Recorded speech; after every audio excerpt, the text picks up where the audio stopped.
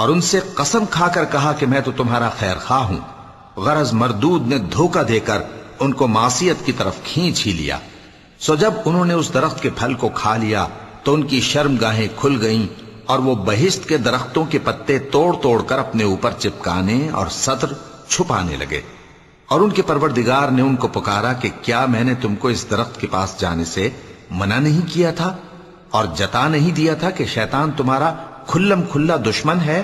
دونوں عرض کرنے لگے کہ پروردگار، ہم نے اپنی جانوں پر ظلم کیا، اور اگر تو ہمیں نہیں بخشے گا اور ہم پر رحم نہیں کرے گا تو ہم تباہ ہو جائیں گے۔ فرمایا تم سب بہشت سے اتر جاؤ، اب سے تم ایک دوسرے کے دشمن ہو اور تمہارے لیے ایک وقت خاص تک زمین میں ٹھکانا اور زندگی کا سامان کر دیا گیا ہے۔ فرمایا کہ اسی میں تمہارا جینا ہوگا اور اسی میں مرنا، اور اسی میں سے قیامت کو زندہ کر کے نکالے جاؤ گے۔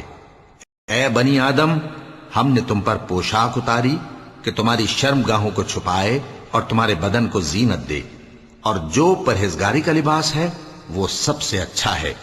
یہ اللہ کی نشانیاں ہیں تاکہ لوگ نصیحت حاصل کریں۔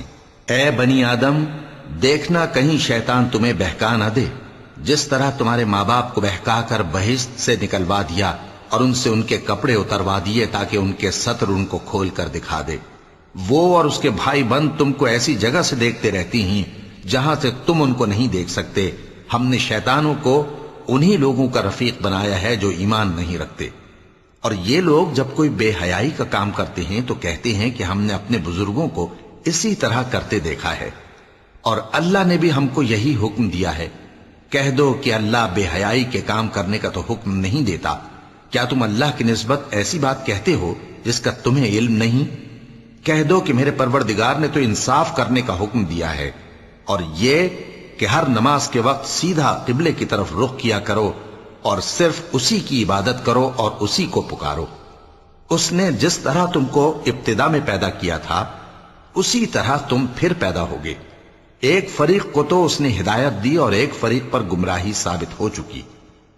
ان لوگوں نے اللہ کو چھوڑ کر شیطانوں کو رفیق بنا لیا اور سمجھتے یہ ہیں کہ ہدایت یاب ہیں۔